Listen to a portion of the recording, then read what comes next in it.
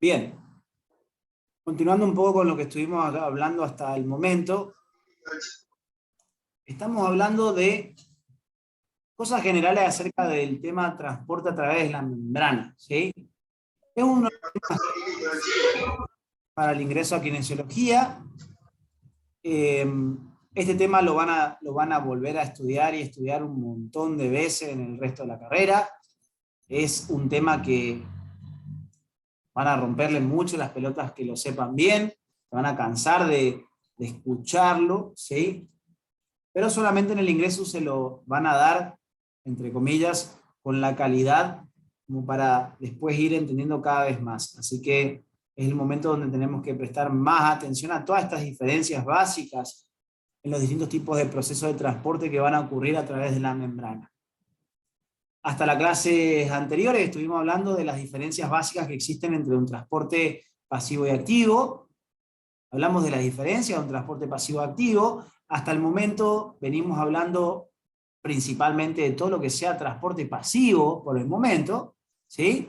Porque me interesa que conozcan algunas cosas generales del tema para poder entender cómo funciona básicamente una neurona y cómo ésta va a ser responsable de la transmisión de impulsos a través de su estructura celular para poder mandar señales a otras células como ser otras neuronas, al tejido muscular, a algunas glándulas del cuerpo para que se liberen sustancias, ¿sí? Y para poder entender ese correcto funcionamiento neuronal y la transmisión del impulso nervioso, es importante sin duda conocer el tema transporte.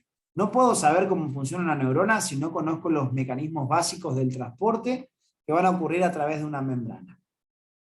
Estuvimos hablando también de la diferencia entre una difusión simple y una facilitada.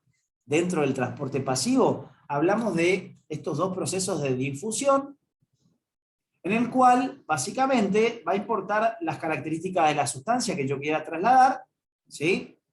Teniendo en cuenta el tamaño, su solubilidad y si tiene o no cargas eléctricas. Dijimos que en un proceso se iba a realizar el traslado directamente entre los fosfolípidos sin ayuda de ningún elemento proteico, ¿sí? Y que en el otro caso, íbamos a necesitar de la ayuda de una proteína que va a encargarse del traslado de la sustancia que queramos transportar, ¿sí? Por nombre mismo sabemos que la difusión facilitada es la que se ve ayudada por la proteína, que es la que va a mediar el transporte a través de la membrana, ¿sí? Si la sustancia pasa directamente entre los fosfolípidos, decimos que atraviesa la bicapa lipídica, ¿sí? Después igual vamos a ver cuando practiquemos modelos de exámenes, les voy a mostrar cómo lo da la facultad.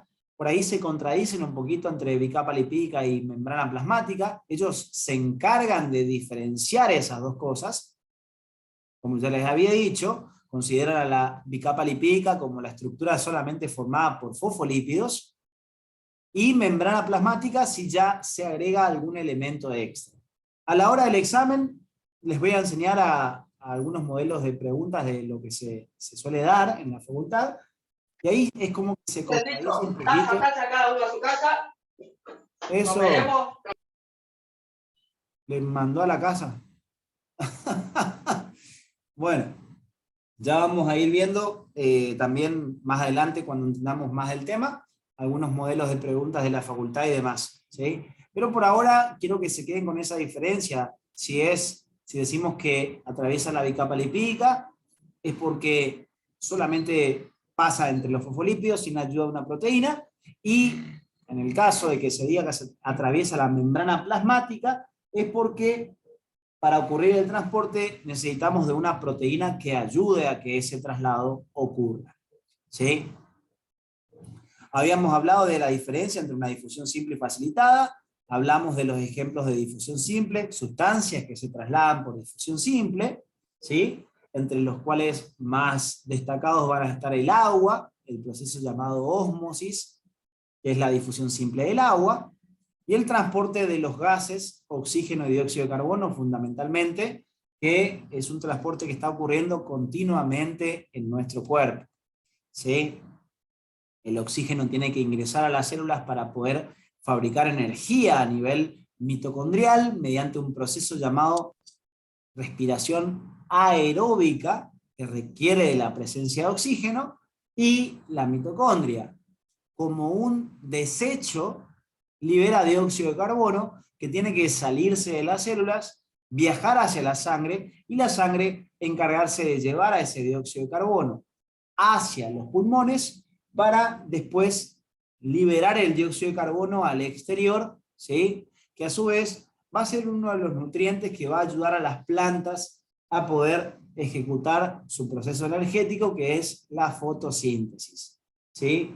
Eso nos permite entender cómo animales y vegetales viven en una relación simbiótica en la cual uno favorece al otro, ¿sí? Los vegetales, las plantas nos dan el oxígeno que nosotros necesitamos para poder vivir, y a su vez nosotros utilizamos ese oxígeno a nivel mitocondrial para la síntesis energética y liberamos como desecho dióxido de carbono, que a su vez es es utilizado por las plantas junto con el agua, ¿sí? En presencia de los rayos UV del sol, para ellas poder fabricar sus nutrientes. Y a su vez esos nutrientes también nos sirven a nosotros, porque muchos de esos nutrientes se depositan, por ejemplo, en frutos, ¿sí? Y esos frutos sirven de alimento a nosotros para poder obtener algunos de los macronutrientes para la síntesis energética. O sea, estamos en continua simbiosis con las plantas, ¿sí? Una relación simbiótica muy importante que por ahí, con determinadas situaciones, como la deforestación y demás, pueden ponerse en riesgo, obviamente, ¿sí? El continuo cambio del medio ambiente, ¿sí? Se debe a que nosotros por ahí estamos trabajando de manera equívoca sobre eso, ¿sí?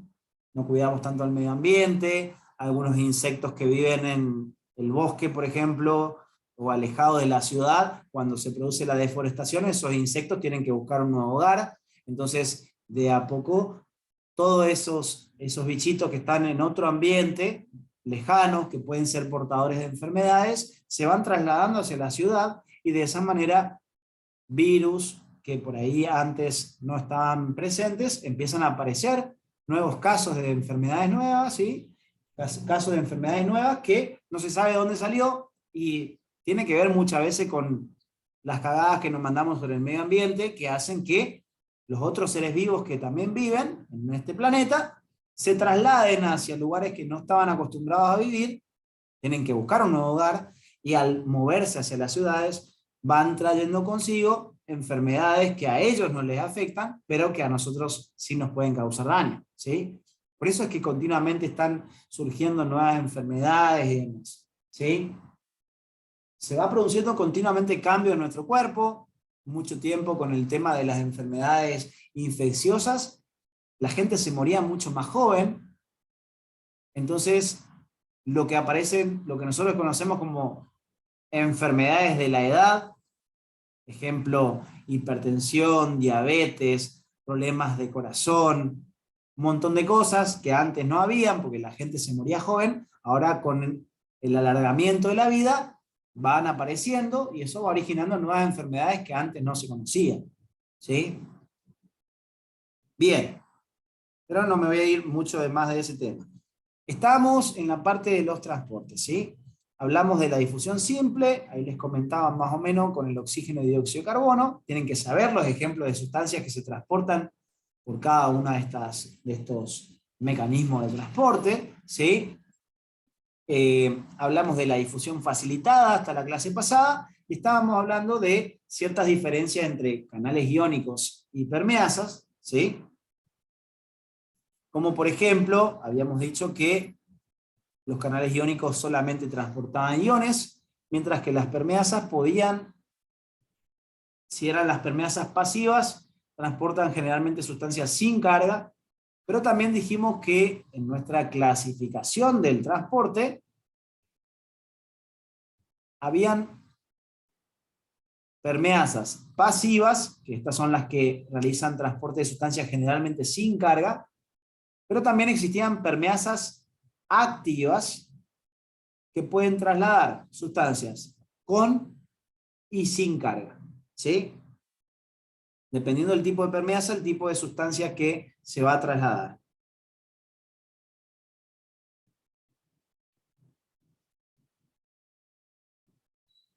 Bien. Habíamos hablado también, aparte del tipo de sustancia que puede trasladar un canal iónico o una permeasa, habíamos dicho de que trabajaban por un mecanismo diferente, ¿sí? Un canal iónico trabajaba por lo que se conoce como un mecanismo de compuerta, mientras que las permeasas, ¿cómo se llamaba el mecanismo de trabajo de una permeasa?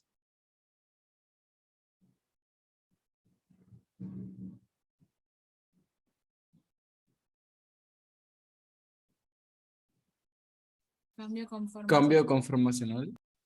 Exacto. Cambio conformacional. Bien. Cambio conformacional. Eso hay que tener bien en claro. Si te están hablando de un canal y te dice que realiza cambio conformacional, está mal. Un canal trabaja por mecanismo de compuerta. Es como una puerta que se abre y que se cierra, ¿sí? El cambio conformacional ya lo vamos a estudiar un poquito más, ¿sí? Para que lo entiendan más o menos qué es lo que va a pasar, cómo influye en el transporte, ¿sí? Pero es realizado por las permeasas. O sea que si una proteína es considerada una permeasa, va a hacer cambios conformacionales, ¿sí? Y habíamos dicho, además de estas diferencias del tipo de sustancia que transportan y el mecanismo de trabajo, habíamos dicho de que canales iónicos y permeasas compartían 4 características, aparte de ser un transporte, estamos hablando de permeasas pasivas, aparte de ser un transporte pasivo, aparte de ser difusión facilitada, ¿sí? Los canales iónicos y las permeasas compartían 4 características que eran la especificidad, la saturabilidad, regulabilidad y bidireccionalidad, ¿sí? Hasta la clase anterior estuvimos hablando un poco de la selectividad o especificidad que tenía un canal o una permeasa, que básicamente lo que hablábamos era de que si el transportador era de determinada sustancia, solamente traslada esa sustancia y no otra, ¿sí? Si era un canal de sodio, transportaba sodio. Si era un canal de potasio, transportaba potasio. Y así sucesivamente, ¿sí? Eso era algo muy importante a tener en cuenta. Si transporta una determinada sustancia, otras sustancias que se quieran trasladar a través de ello, no lo van a poder hacer. Eso era la selectividad o especificidad.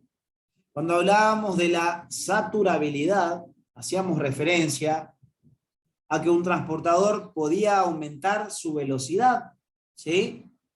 ¿De qué dependía? De los gradientes, o sea, qué tanta diferencia es la cantidad que hay acá respecto a lo que hay acá. Escúchenme y me contestan ustedes, cuanto menos diferencia hay entre un lado y el otro, ¿es más rápido? ¿O cuanto más diferencia hay entre un lado y el otro, es más rápido? Cuando más diferencia hay entre un lado y el otro.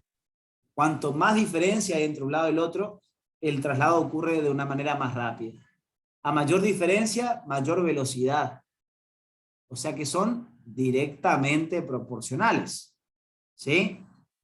La velocidad del traslado de una sustancia iba a depender de los gradientes, ¿sí? ¿La velocidad se puede aumentar? Sí. Pero llega un punto en el que por más que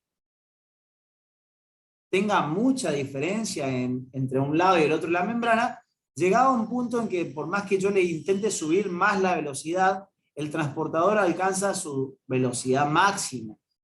Cuando tiene todos los sectores de unión a la sustancia unidos o saturados, ¿sí? Ya no puede aumentar más su velocidad. Y en ese punto decíamos que el canal o la permeasa se saturaba. ¿Qué pasaba con la velocidad? ¿Qué característica tiene la velocidad? Que es ¿Qué, constante. que es constante, o sea, ya no se puede superar más. Alcanzó la máxima velocidad a la que podía trabajar y desde ese momento se transforma en una velocidad constante, ¿sí? Por un cierto tiempo, que ya no puede ser superada. Esa es la característica de la velocidad de un transportador que está saturado. Su velocidad ya no puede ser aumentada. ¿Estamos de acuerdo? Y la clase pasada habíamos empezado a hablar acerca de la regulabilidad, que es la tercera característica que comparten canales iónicos y hipermeasas. ¿Sí? ¿A qué nos referíamos con regulabilidad? Hacíamos referencia a que un canal iónico o una permeasa no siempre está trasladando sustancias a través de la membrana. Va a haber determinados momentos en los que se va a realizar el transporte y va a haber otros momentos en los que el canal iónico o la permeasa no va a estar trasladando sustancias. ¿De qué depende que un canal iónico o una permeasa puedan trabajar trasladando sustancias? Depende de un determinado estímulo, ¿sí? Un canal iónico o una permeasa funcionan en base a estímulos. Tiene que haber un estímulo que haga que el canal iónico se abra para poder trasladar la sustancia. Recuerden que el canal iónico puede estar abierto o cerrado hasta el momento de lo que venimos estudiando. Si el canal está cerrado, la sustancia no se va a poder trasladar. Entonces yo necesito que algo abra esa puerta, que realice el mecanismo de compuerta, y al abrirse ese canal, la sustancia pueda pasar a través de él. Lo mismo va a pasar en la permeasa. Para que se realice el cambio conformacional que realizan las permeasas, voy a necesitar de un determinado estímulo que lleve a que la proteína realice ese cambio conformacional. Hasta la clase pasada les comentaba de las variedades de canales iónicos que hay, que están en nuestro cuadro. Canales iónicos regulados por ligando, por voltaje y mecánicamente. Los dos más importantes son los dos primeros. Proteínas canal o canales iónicos, acuérdense los sinónimos porque les pueden preguntar de ambas formas. La profe de biología en la parte de transporte utiliza ambos nombres, así que si les doy dos nombres tendrán que aprenderse los dos nombres, ¿sí? En este caso, canales regulados por ligando, por voltaje y mecánicamente. Acá yo de lo que sea kinesiología me suelo encontrar en un ambiente medio complicado, en el sentido de que la profe suele dar de una forma diferente a la que realmente es. Yo lo que voy a hacer en este momento es comentarles cómo funciona realmente. Si ella llegado al momento le dice, no, acá funciona de esta manera, me lo comentarán y nos quedaremos con la idea de lo que ella les explica, ¿sí? Pero yo les tengo que comentar lo que es correcto, ¿sí? Que de hecho ya les comenté un poco la clase pasada, ya van a entender a qué hago referencia con lo que estoy diciendo. Pero es necesario que conozcan primero lo que es correcto y después si ella lo explica de otra forma, bueno, aprenderemos de esa forma porque ella es la que hace el examen, ¿sí? Pero ya les comenté un poco cómo funcionan cada canal, ¿sí? Hablamos de los canales regulados por ligando, regulados por voltaje y regulados mecánicamente. Los dos más importantes son los primeros. ¿Qué hacía que un canal regulado por voltaje se abra? Un cambio eléctrico. Un cambio eléctrico. Un cambio eléctrico en la membrana. O sea que la membrana tiene diferencias de carga eléctrica entre un lado y el otro. ¿Qué me dicen a esa pregunta? Que sí. Muy bien, muy bien. ¿Y cómo se llamaba a esa diferencia eléctrica entre un lado y el otro de la membrana? Potencial transmembrana. Muy bien, potencial transmembrana. Todas, absolutamente todas las células de nuestro cuerpo, de un lado y del otro de la membrana, tienen diferente distribución de elementos con carga eléctrica. ¿Sí? Al tener distribución diferente de elementos con carga eléctrica de un lado y del otro de la membrana, eso hace que la condición eléctrica de la matriz sea diferente a la condición eléctrica del citoplasma. Generalmente, del lado de adentro o del lado de afuera, la célula es de predominio de carga negativa. El lado de adentro. Del lado de adentro. El interior de la membrana es electronegativo. Perfecto, ¿sí? Entonces estoy viendo que hay cargas eléctricas principalmente positivas afuera y negativas adentro. A esa diferencia de cargas eléctricas se la pueden medir. Se lo pueden medir con un medidor de voltaje. Y ese valor eléctrico que me da se conoce como potencial transmembrana. ¿Ese potencial transmembrana es fijo o varía de acuerdo a las células? Varía. Varía de acuerdo a la célula. Y el que tenemos que conocer principalmente es el de la neurona, que la facultad le suele dar o menos 60 o menos 70 milivoltios, o ese rango, ¿sí? Yo en este momento le digo menos 60 menos 70 milivoltios. Si la facultad ha llegado al momento le dice menos 70 milivoltios, quédense con ese valor, ¿sí? Lo ideal siempre es un rango, porque si yo te digo menos 70 milivoltios, vos ves que en un momento tiene menos 68 milivoltios y ya va a pensar que está mal. Y no está mal. ¿Está? Por eso siempre corresponde hablar de un rango. Entre menos 60 y menos 70 milivoltios es lo que normalmente encontramos en el potencial transmembrana de una neurona. ¿Sí? ¿Y por qué les estoy comentando todo esto? Estoy comentando todo esto porque si ese valor del potencial transmembrana se ve modificado por el traslado de sustancias con carga eléctrica a través de la membrana, ese valor de potencial transmembrana puede ser modificado. Y eso lleva a un cambio eléctrico en la membrana. Y eso era importante desde el punto de vista de analizar el funcionamiento de un canal iónico regulado por voltaje. ¿Sí?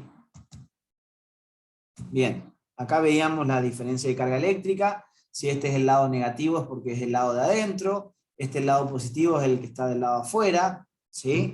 Canal regulado por voltaje y por ligando son los más importantes que tenemos que analizar. Ya lo habíamos hecho, pero recordando un poquitito, recuerden que en un canal regulado por voltaje hay distintos tipos de canales regulados por voltaje. No crean que solamente es el de potasio como está acá, ¿sí? Va a depender van a haber distintos canales regulados por voltaje para sodio, para potasio, para calcio.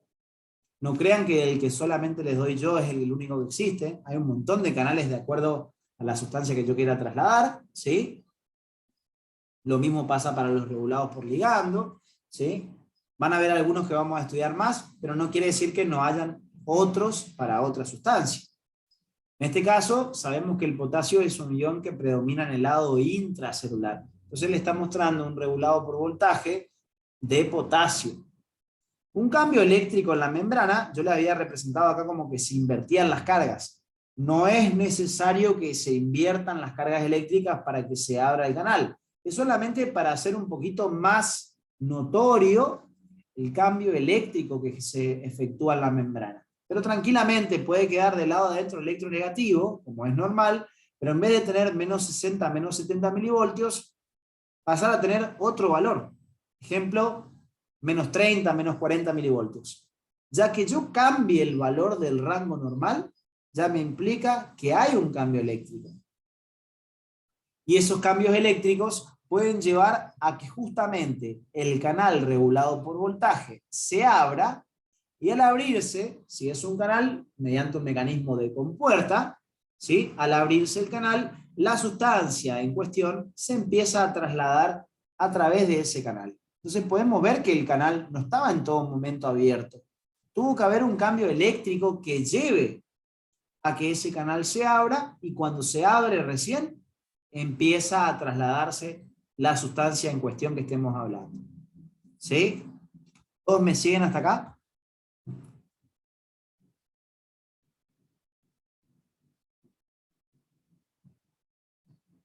¿Vamos bien? Sí, profe. Bien, ¿qué pasaba en el caso de un canal regulado por ligando? El canal se abre cuando el ligando se une a la zona receptora.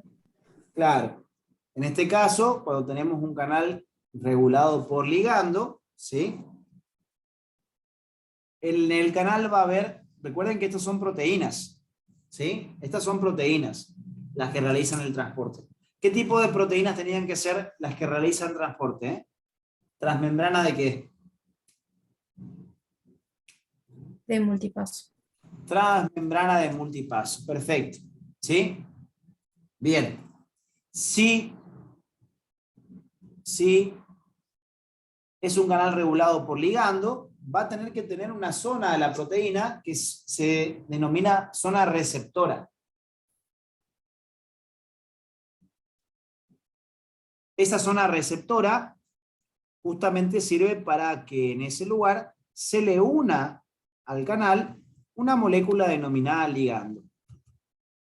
Que dijimos que era como la especie de llave del canal, ¿sí? Que al unirse a esa cerradura, que es la zona receptora, va a producir que el canal se pueda abrir, ¿sí? Cuando el ligando, habíamos dicho que habían ligandos del lado de afuera, ligandos externos y ligandos del lado de adentro, o sea, internos. ¿Qué ejemplos de ligandos externos teníamos que recordar?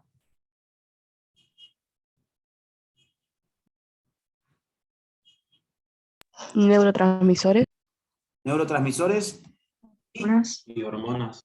y hormonas. Les di incluso algunos ejemplos de neurotransmisores y de hormonas, ¿no? Sí. De neurotransmisores, serotonina, acetilicolina, ¿puede ser? Sí. Y dopamina. Y dopamina. Bien. ¿Cuál era el importante para que se efectúe la contracción muscular? Serotonina. No. Dopamina. No. No, pues amiga. Ya sabemos quién tiene mala suerte para el choice. Es la acetilcolina, Tizi. ¿Está? Dale, no me acordaba. No pasa nada, ahí ya no te va a olvidar más. Acetilcolina es el neurotransmisor para la contracción muscular, ¿sí? Eso, entonces, neurotransmisores y hormonas son ligandos externos. ¿Y los ligandos internos, cuáles eran? Por ejemplo. Calcio. Calcio Calcio y AMP cítrico. y el AMP cíclico. Perfecto. ¿Qué hacía el ligando? El ligando se unía a la zona receptora. Y ahí, un efecto llave-cerradura, ¿qué hace? El canal se abre. Que el canal se abra. Siempre y cuando el ligando esté unido a la zona receptora, el canal va a permanecer Abierto. abierto, exactamente. O sea que el canal va a durar tanto tiempo abierto como esté unido al ligando. Cuando el ligando se suelta, el canal automáticamente se va a cerrar. ¿Por cuánto tiempo suele estar abierto un canal? Por menos de un segundo. Exactamente. Fracciones de un segundo. Milisegundos es lo que permanece abierto un canal. Si a usted en un enunciado le dicen, cuando el canal recibe su ligando, permanece abierto de manera indefinida, ya es incorrecto. ¿Sí? Si le dice permanece por un minuto abierto, es incorrecto. Si le dice por una hora, es incorrecto. Es una fracción mínima de segundo lo que permanece abierto el canal. Eso es muy importante tener presente. ¿Qué otra cosa era importante tener presente? El ligando se transporta junto a la sustancia a transportar. No, que queda en la zona receptora. Solamente se queda unida a la zona receptora. el ligando no se transporta. Abre el canal y de esa manera la sustancia que estemos hablando se va a trasladar hacia el otro lado de la membrana. Pero estamos hablando de transportes de tipo pasivo o activos. Al momento. Canales iónicos y estas personas Pasivo. por hablar son todos transportes pasivos. O sea que se Sí. puede mover desde donde hay más a donde hay menos o donde hay menos a donde hay más. Es donde hay más a donde hay menos. Desde donde hay mayor cantidad de la sustancia a donde hay menor cantidad de la sustancia que estemos hablando. Perfecto. Bien. Y en el caso del regulado mecánicamente no les voy a comentar mucho porque la facultad esto no se lo suele dar. Algunos autores consideran que es un canal regulado por voltaje también, porque es un cambio eléctrico básicamente lo que produce el cambio sobre la proteína, pero también se sabe que hay algunos canales que ante un estímulo mecánico, ¿sí? se va a producir un cambio en la proteína, ese cambio mecánico hace que la proteína cambie. Ustedes ya habrán hablado de estructura de las proteínas, estructura primaria, secundaria, terciaria y demás. ¿Hablaron de eso?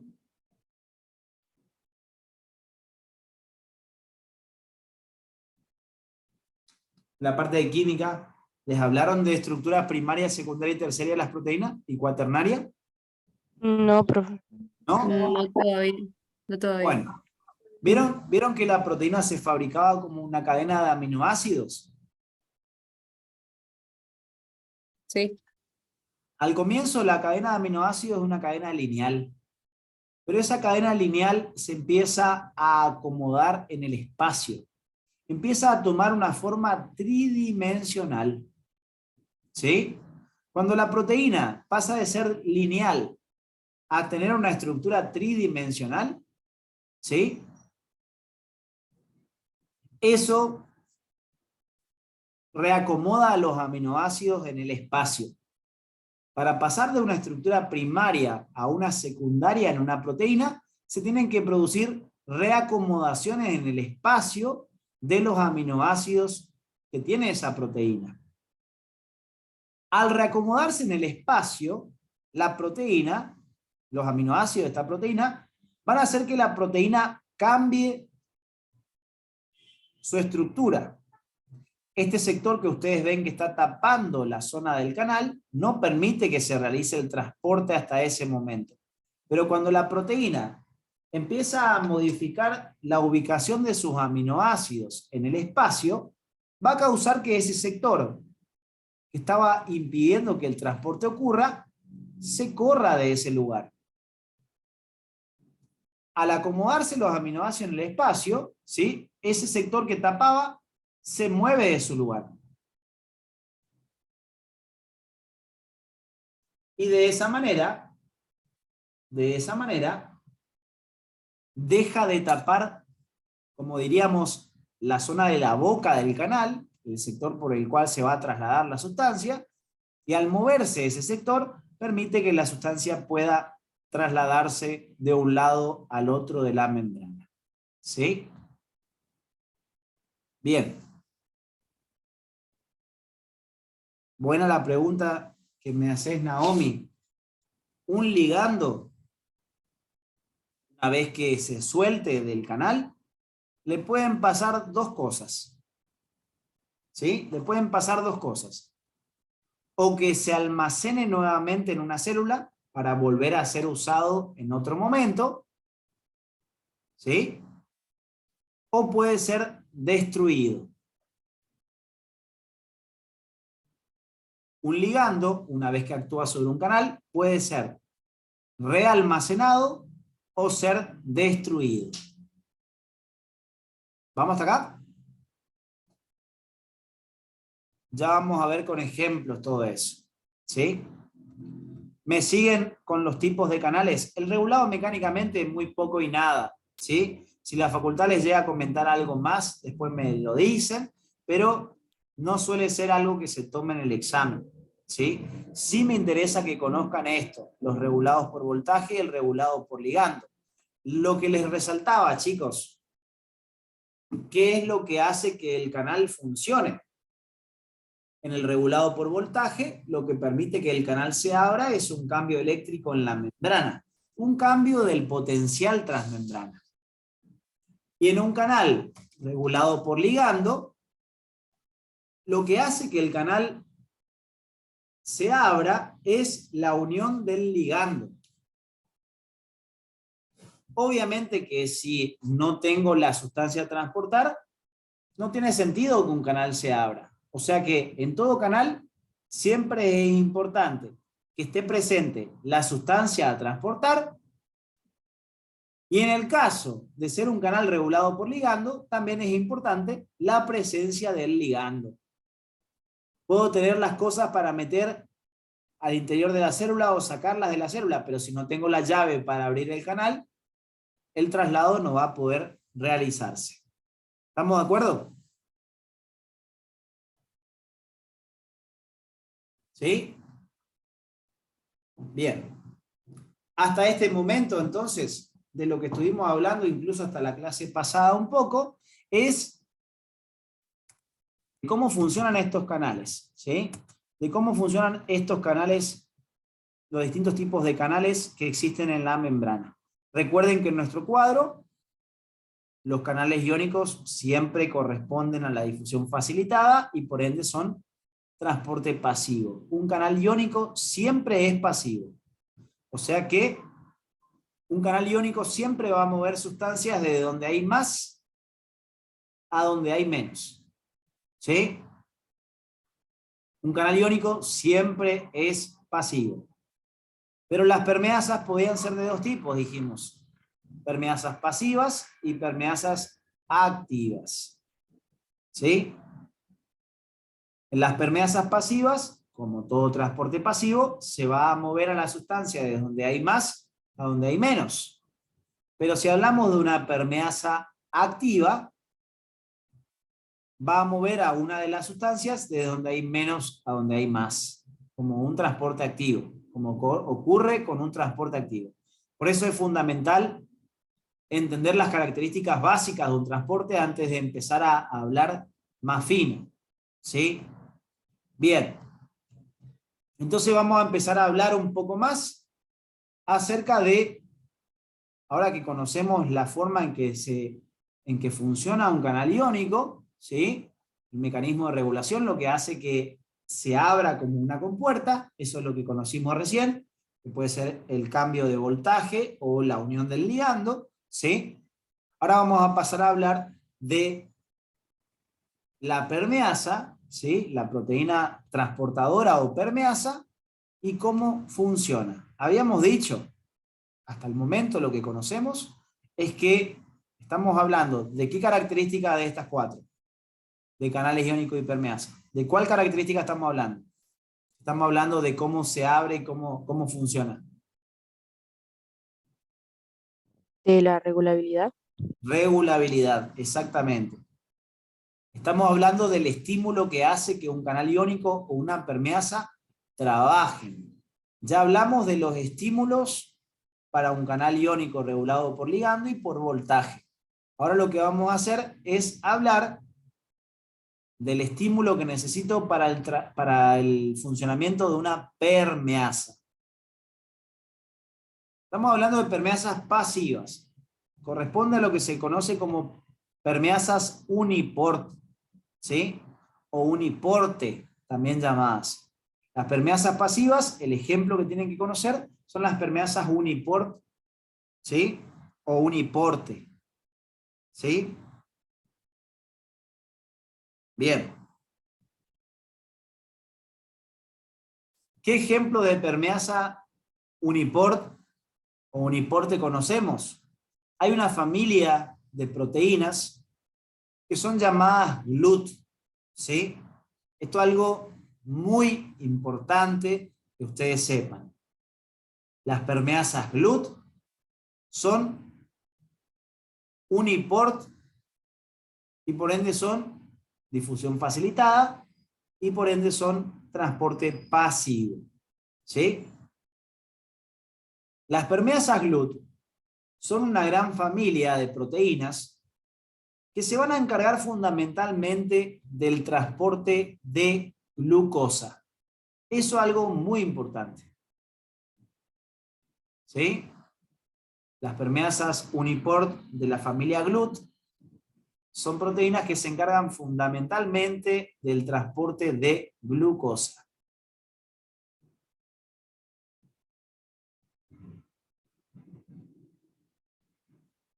¿Y por qué es importante recordar eso? Y porque la glucosa es el principal nutriente que utilizamos en nuestro cuerpo para poder obtener energía. ¿Sí? Bien. Estamos por hablar entonces de las permeasas Uniport. Si es difusión facilitada, ¿requerida de proteína? Sí. Sí. Requerida de proteínas que son proteínas transmembrana de multipaso. O sea que tanto un canal iónico como una permeasa va a estar formado por proteínas transmembrana de multipaso. Eso era importantísimo tener presente. Entonces, si nos centramos más de lleno en estas permeasas Uniport de la familia GLUT, vemos este esquema, ¿sí? Le dice permeasas Uniport, constituidos por proteínas transmembrana de multipaso, transportan moléculas hidrofílicas como por ejemplo aminoácidos, azúcares, nucleótidos, ¿sí? Estos son los tipos de sustancias que se pueden trasladar por una permeasa Uniport. La familia GLUT, no es que hay, pues ustedes habrán escuchado que yo les dije hace un rato, transportan fundamentalmente glucosa. Pero yo no estaba hablando de la familia de las permeasas Uniport en general. Estaba hablando de del subtipo que es la familia GLUT. Las GLUT son las que transportan glucosa. Pero va a haber otras permeasas que se van a encargar del traslado de otros tipos de azúcares, de nucleótidos o de aminoácidos a través de ella. ¿Sí? Hay distintas familias. La que más le piden a ustedes que conozcan de estas permeasas Uniport son una familia de proteínas que se llaman GLUT. ¿Sí? Y esa familia GLUT, si yo digo familia, es porque tiene varios miembros. Van a haber varios miembros en la familia GLUT. ¿Qué tienen en común estos miembros de la familia? La mayoría de los miembros de esa familia se encargan del transporte de glucosa. ¿Sí? La mayoría, dije. O sea que pueden llegar a haber algunos miembros de la familia GLUT que se van a encargar de trasladar otros tipos de azúcares, como por ejemplo la fructosa. ¿Sí? Que es otro azúcar. El azúcar de las frutas es la fructosa. ¿Sí? También nos sirve para generar energía, pero es un azúcar de menor importancia en comparación a la glucosa. Importante eso, ya si ustedes analizan el nombre de la familia GLUT, la T es por transportador. ¿Transportador de qué? GLU, de glucosa. Y al mismo nombre de la familia me está diciendo lo que se encargan de trasladar principalmente. ¿Hay alguna GLUT que no transporte glucosa? Sí, lo hay. ¿Sí? Hay algunos miembros que transportan otros tipos de azúcares que no sean glucosa, pero en general se los conoce a todos como miembros de la familia GLUT. ¿Me siguen hasta acá?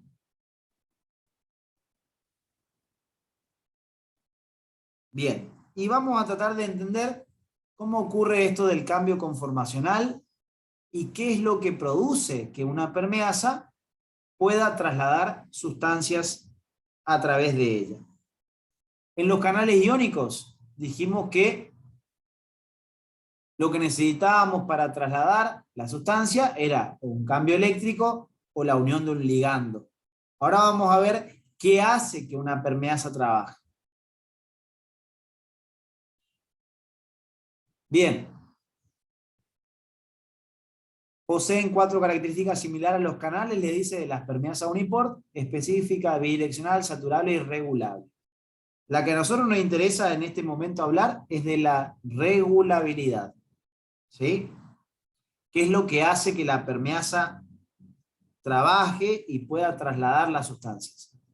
Presten atención a esta parte del dibujito. Miren, voy a aumentar acá para analizar un poquito mejor este dibujo que ven acá. Atentos a esto, por favor, ¿eh? Le dice, mecanismo de trabajo, cambios conformacionales. ¿Sí? Analicen el dibujo, presten mucha atención. Esta es la membrana plasmática, esta es la matriz extracelular, el lado de afuera, este es el citoplasma. La glucosa, en condición normal, ¿dónde está mayormente concentrada? ¿Afuera o dentro de la célula? Afuera. Afuera. Si la glucosa estuviera más concentrada adentro, vamos a suponer que mi cabeza es la membrana, ¿sí? Esta es la matriz y este es el citoplasma. ¿Qué es lo normal? Que esté más elevada la glucosa afuera que adentro. Eso es lo normal, ¿sí? Esta condición, como las GLUT son de transportadores pasivos, mueven de donde hay más a donde hay menos. O sea que las GLUT, ¿qué hacen en la célula? Hacen que la glucosa, ¿qué? Ingrese al citoplasma. Ingrese al citoplasma. Perfecto. Pero atentos acá. Atentos acá. Los miembros de la familia GLUT siempre mueven de donde hay más a donde hay menos. ¿Sí? Entonces miren esto, ¿no? La glucosa tiene que pasar desde la matriz hacia el citoplasma en condición normal. Si esto fuera al revés, la glucosa va a querer ¿qué? Salir. Salir de la célula. ¿Y eso nos conviene? Eso no nos conviene porque nosotros tenemos que meter la glucosa para que la glucosa se transforme en energía. No tendría sentido que haya más glucosa adentro que afuera de la célula. Si no, la célula continuamente estaría perdiendo glucosa. Y eso no es lo correcto, no es lo normal. Lo normal es que la glucosa ingrese a la célula para poder fabricarse la energía dentro de la célula. Entonces, es fundamental que en la mayor parte de todas las células de nuestro cuerpo vamos a encontrar, que es lo más normal, encontrar glucosa más elevada afuera que adentro. ¿Vamos hasta acá? Bien. Vamos a entender de qué manera la glucosa se traslada hacia adentro y qué es lo que hace que se pueda realizar ese transporte. Miren acá, ¿eh? Acá estamos viendo, en el lado de la matriz extracelular, entender los dibujos es fundamental. Acá estamos viendo cómo la glucosa se está por unir a la proteína, a la permeasa. ¿Sí? Acá vemos cómo la glucosa se está uniendo a la permeasa. Uniéndose a la permeasa. Se está asociando a la proteína que va a trasladarla. ¿Sí? Esa unión de la sustancia a transportar es fundamental que ocurra. ¿Sí? Cuando la sustancia a transportar, que en este caso, como estamos hablando de las GLUT, la sustancia a transportar sería la glucosa, ¿sí? Esto puede ocurrir con aminoácidos también, si es otra permeasa uniport que sea de aminoácidos, en vez de ser la glucosa va a ser un aminoácido, ¿sí? Pero en este caso, como estamos hablando de la familia GLUT, que dijimos que se encargan fundamentalmente del traslado de glucosa, cuando la glucosa se una en un determinado sector a la proteína, a la permeasa, ¿sí? Cuando la sustancia se une a la permeasa, atentos acá, la unión de la sustancia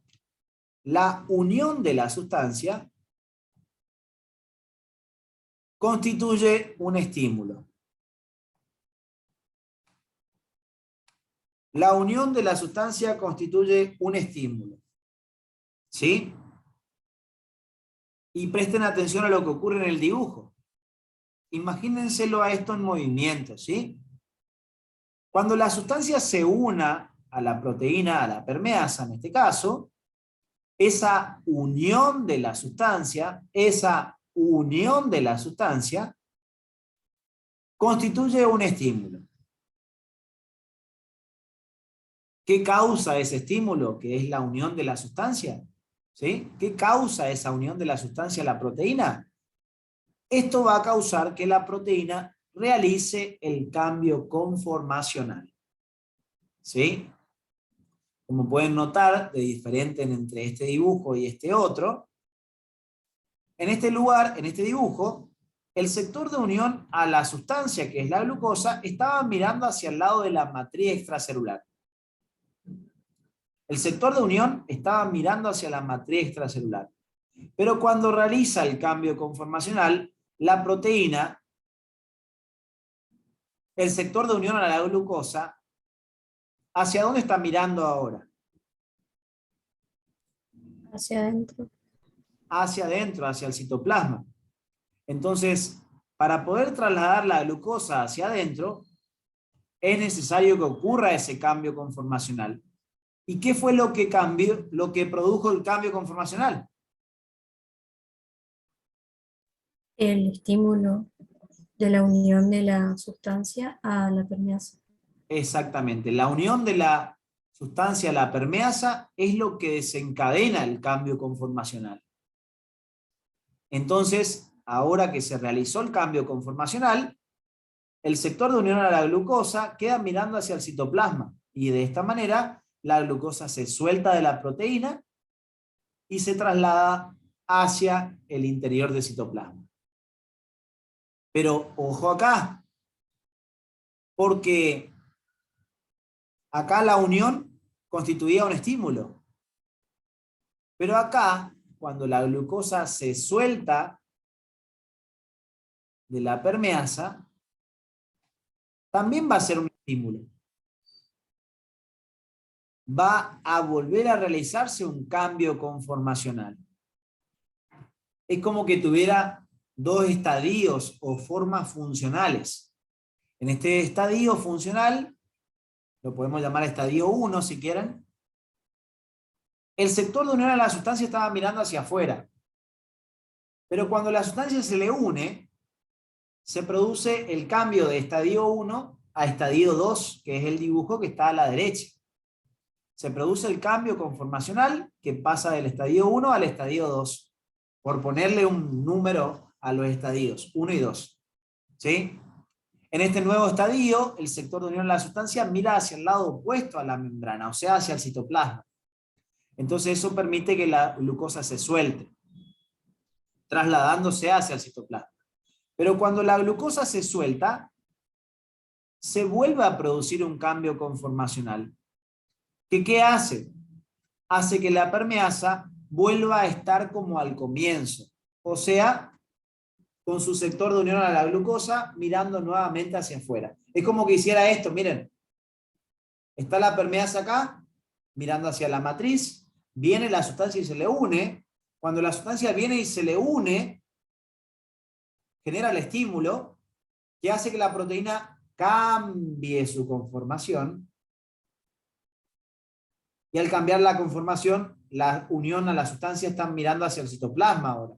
Entonces permite que la sustancia se suelta al citoplasma, y cuando se suelta, miren esto, cuando se suelta la sustancia hacia el citoplasma, ¿qué pasa con la proteína? Vuelve a hacer el cambio conformacional. ¿Para qué? Para recibir otra sustancia. Para poder trasladar otra sustancia nuevamente. Entonces, Kiara, por lo que estoy diciendo y por lo que vos me decís, los cambios conformacionales son ¿Reversibles o irreversibles? Reversibles. Exactamente, y eso es pregunta de examen, ¿eh? Los cambios conformacionales de las permeasas son reversibles. Si fueran irreversibles, no va a poder trasladar otra sustancia. Es como que fabricaste una proteína para trasladar una sustancia y deja de funcionar. No tiene sentido. ¿Todos me siguen?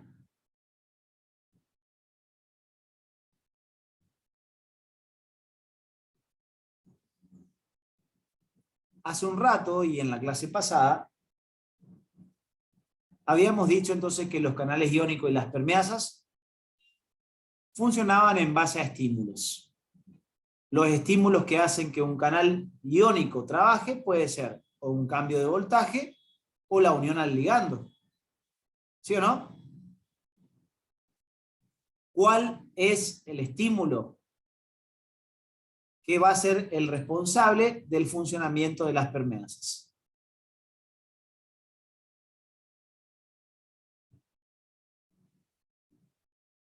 Que la proteína se una a la permeasa. ¿Que la qué? La proteína que se une a la permeasa. La permeasa es la proteína. Que la sustancia se una a la Que proteína. la la permeasa. sustancia a transportarse une a la proteína. Exactamente. ¿Se entiende, Cande? Que la sustancia a transportar se una a la proteína. Perfecto, a la permeasa. ¿Sí? ¿Solamente la unión produce cambios conformacionales?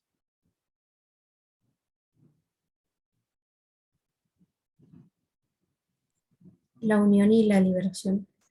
Exactamente, lo que tienen ahí macheteadito. La unión o la liberación de la sustancia a transportar es lo que produce los cambios conformacionales.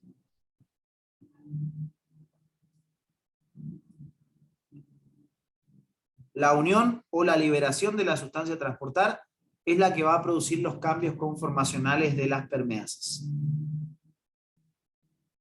O sea que el estímulo, ¿quién lo realiza? La misma sustancia a transportar cuando se une o cuando se suelta de la proteína. ¿Me siguen? Lo que realmente desencadena el cambio es cuando la sustancia o se une o cuando se suelta de la proteína.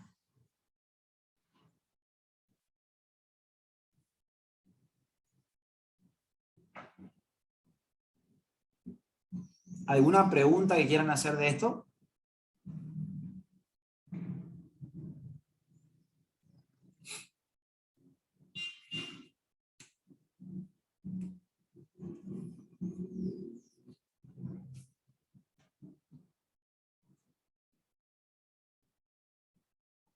¿Nada de nada?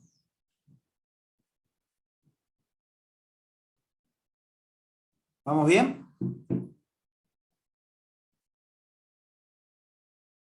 Sí, profe. Bien.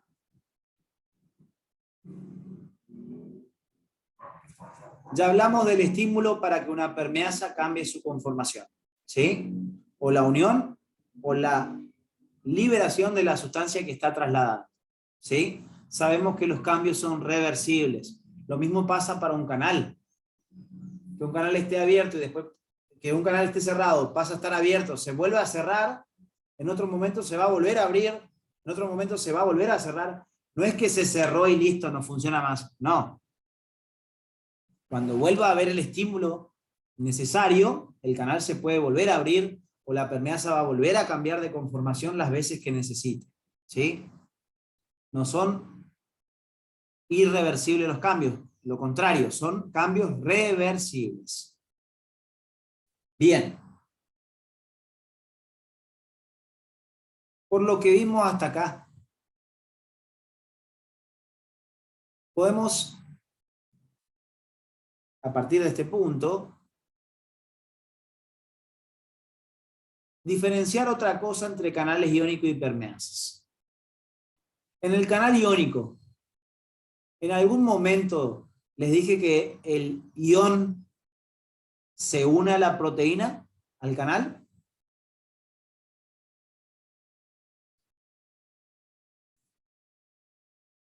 ¿Eh?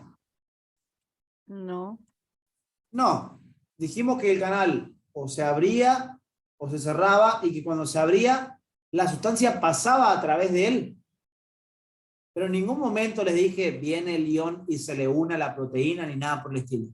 ¿Estamos de acuerdo, no? Lo que venía y se unía a la proteína, ¿quién era? El ligando de último. Pero la sustancia a transportar en un canal iónico no se une a la proteína. Importantísimo. En el canal iónico, la sustancia a transportar no se une a la proteína. No se une al canal iónico. El ion no se une al canal para trasladarse. ¿Y en la permeasa? En la permeasa la sustancia se tiene que unir a la proteína porque esa unión es la que produce el cambio conformacional. Eso es algo muy importante. Un canal simplemente se abre formando un túnel para que la sustancia pase a través de él, pero en ningún momento la sustancia a transportar se une a la proteína que lo traslada. En un canal iónico no hay unión de la sustancia a transportar a la parte proteica. En la permeasa es necesaria la unión de la sustancia a la permeasa para que el transporte pueda ocurrir.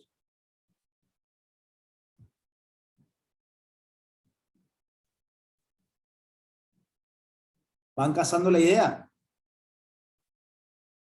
Muy importante eso, ¿eh? Si le dan a un flor de enunciado 3 renglones de oración, que le digan que el canal iónico, cuando recibe un ligando, por ejemplo, la sustancia a transportar se une a la proteína para luego ser llevada hacia el otro lado de la membrana, está mal. Parece que suena todo muy creíble. Y uno dice, sí, re verdadero. Pero se está diciendo que en un canal iónico la sustancia se le une a la proteína. Y eso no pasa. Eso no pasa. Como dice el nombre, es un canal, forma un túnel. Y a través de ese túnel la sustancia pasa libremente. En ningún momento viene la sustancia y le dice, me uno a vos y después me traslado. No. En el canal se abre el canal y la sustancia pasa por ese hueco que queda en el medio. Por ese túnel que deja la proteína. En la permeasa sí se tiene que unir a la proteína para poder trasladarse. ¿Vamos hasta acá? Bien. Y ahora que entendimos más esto, ¿sí? Ya sabemos cuál es el estímulo. Ya sabemos cuál es el estímulo para las permeasas, que es la unión o la liberación de la sustancia que se está trasladando, ¿sí?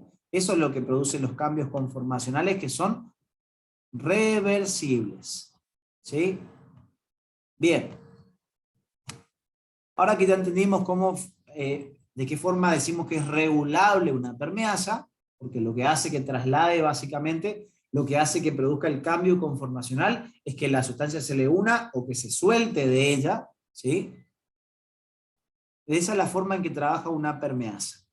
Pero ahora les voy a pasar a comentar de un miembro de la familia GLUT que tiene un comportamiento especial, ¿sí? Esta es la forma en que generalmente funcionan los miembros de la familia GLUT. Pero hay un miembro de la familia GLUT que es la GLUT4, ¿sí? Los miembros de la familia GLUT se suelen enumerar, hay GLUT1, GLUT2, GLUT3, GLUT4, GLUT5, un montón de miembros de la familia GLUT. Cada miembro varía en determinados sectores de aminoácidos, pero la estructura es prácticamente casi igual. Tienen sectores en los que varían. Y cada miembro de la familia GLUT, si bien no le hacen mucho hincapié, ¿sí? de acuerdo al número de GLUT que estemos hablando, se van a encontrar en algún tejido y otros miembros en otro tejido y así. O sea, cada miembro de la familia GLUT va a tener ubicaciones específicas. No es que todas las GLUT van a estar en el intestino, todas las GLUT van a estar en el riñón, no. Cada miembro tiene determinadas ubicaciones en el cuerpo, ¿sí? No les piden mucho, si les llegan a decir, bueno, la GLUT fulana se encuentra en tal, tal y tal tejido, bueno, ahí tendrán que estudiar. Generalmente no les piden que sepan de esa manera, ¿sí? Pero sí les suelen comentar de que hay un miembro de la familia GLUT que tiene una forma de regulación especial.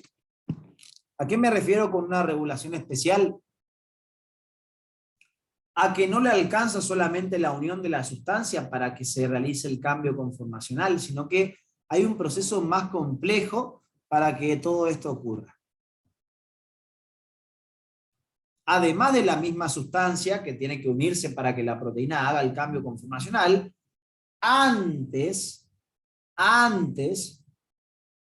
necesito de algo más para que el traslado pueda ocurrir realmente. Fíjense lo que les voy a mostrar en este dibujo, ¿sí? Fíjense por favor lo que les voy a mostrar en este dibujo. Nosotros sabemos, porque ya lo habíamos estudiado previamente, ¿sí? Ya les había comentado acerca de todo esto previamente, de que cuando nosotros consumimos un alimento, el alimento va recorriendo todo nuestro aparato digestivo. En la medida que recorre nuestro aparato digestivo, el alimento se lo va como triturando. ¿Sí o no? Se lo va rompiendo. Al irse rompiendo el alimento, algo que empezó siendo grandote, empieza a transformarse en pequeñas moléculas cada vez más chiquitas. En la medida que va bajando por los distintos órganos del aparato digestivo, el alimento cada vez es más chiquitito. Hasta que llega a la parte del intestino delgado. El intestino delgado es el responsable de absorber esos nutrientes hacia sus células. De hecho, acá les voy a mostrar un dibujo que lo vamos a tener que conocer más adelante porque también se toma, ¿sí? Este dibujo lo van a tener que dominar en su momento, ¿sí? Cuando hablemos un poco más profundo del tema transporte, cuando repasemos todas estas cosas de forma rapidita y yo empiece a agregar las cosas nuevas, ¿sí? Vamos a estudiar este transporte de nutrientes a través del intestino. Estas son células del intestino. Acá está la luz del intestino, donde viene la comida. Y esa comida tiene que ser absorbida por las células del epitelio intestinal, que se van a encargar de meter esos nutrientes hacia su interior, hacia el interior de las células. Y una vez que están dentro de las células, tratar de llevar a ese nutriente hacia la sangre. ¿Para qué se tratan de llevar a los nutrientes hacia la sangre?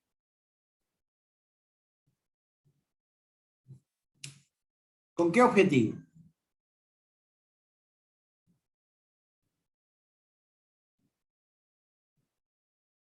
¿Qué pasaba con los nutrientes una vez que llegaba a la sangre?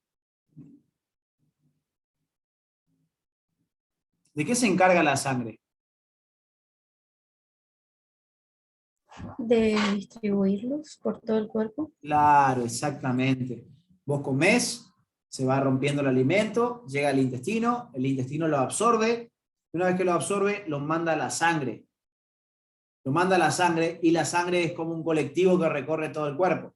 Imagínense un colectivo recorriendo toda su ciudad donde vivan, ¿sí? Recorriendo con un montón de mercadería adentro.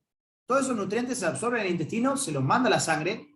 Es como que vos cargas un montón de mercaderías en el colectivo, y ese colectivo que es la sangre, los vasos sanguíneos, viajan por todo nuestro cuerpo, que sería nuestra ciudad, y en cada parte del cuerpo van dejando un poquito de mercadería.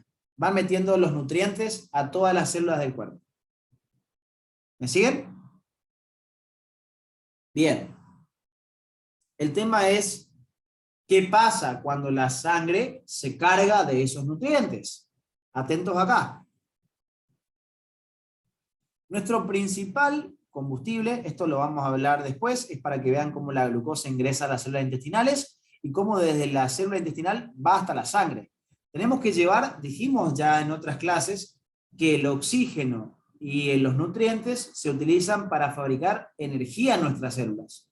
Entonces yo tengo que llevar esos dos elementos, nutrientes y oxígeno, a todas las células de nuestro cuerpo para que se genere energía dentro de nuestras células, a nivel mitocondrial. Y cuando el oxígeno y los nutrientes ingresaban a las células, eso permitía que la mitocondria genere energía, pero liberaba dos desechos, no sé si se los acuerdan. ¿Cuáles eran los dos desechos principales que se liberaban por parte de la mitocondria? Estaban en la primera clase ya, ¿eh? Desde la clase inaugural está esto. Que era lo que dimos como reacción de los autótrofos y heterótrofos. Dióxido de carbono. Dióxido de carbono y Agua, agua. pues. y agua, exactamente. Entonces yo meto a mis mitocondrias oxígeno y nutrientes, ella fabrica la energía para que se utilice en la célula, y libera dióxido de carbono y agua. El agua es algo común en nuestro cuerpo. Y el dióxido de carbono, ¿dónde estaba mayormente concentrado el dióxido de carbono? ¿Dentro o fuera de la célula?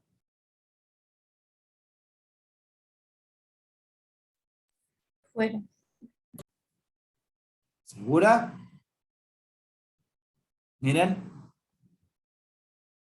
Está dentro de la célula.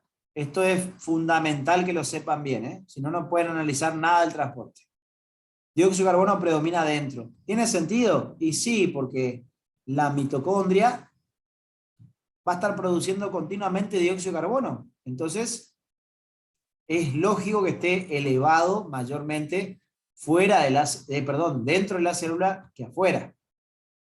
Entonces, el movimiento normal del dióxido de carbono, ¿desde dónde a dónde sería?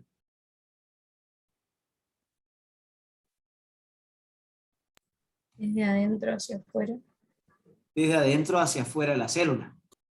Cuando yo saco el dióxido de carbono de la célula, ¿a dónde creen que se lo manda?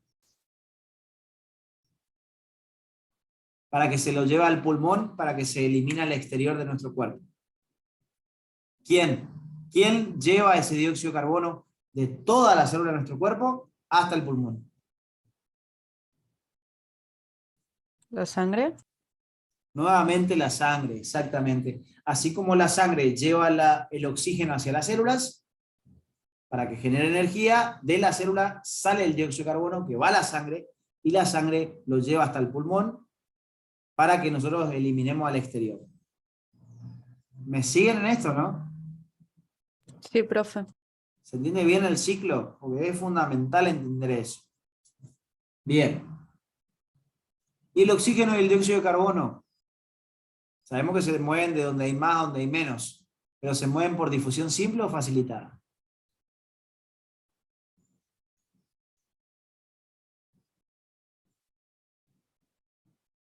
¿Simple? Difusión simple. Hay que saber los ejemplos de sustancias que se mueven por cada proceso, ¿eh? Les di, en difusión simple les dije tal, tal, tal, tal y tal cosa se trasladan por difusión simple. Siempre. Los gases siempre se mueven por difusión simple. Eso no pueden dudar, ¿sí? Los gases siempre se mueven por difusión simple. Bien. Entonces el dióxido de carbono llega hasta los pulmones por la sangre, y cuando llega a los pulmones se elimina al exterior de nuestro cuerpo. Eso utiliza la planta para poder fabricar sus nutrientes. ¿Sí? Bien. Entonces,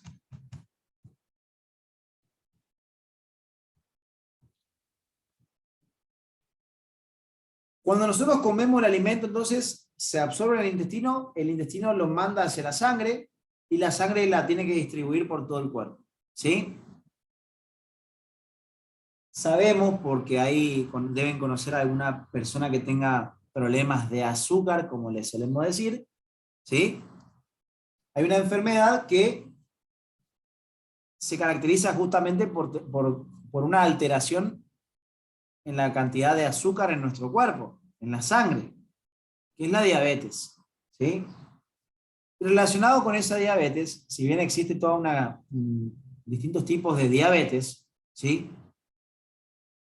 Una de las causas de diabetes es justamente la alteración en la producción de una hormona que se llama insulina, ¿sí?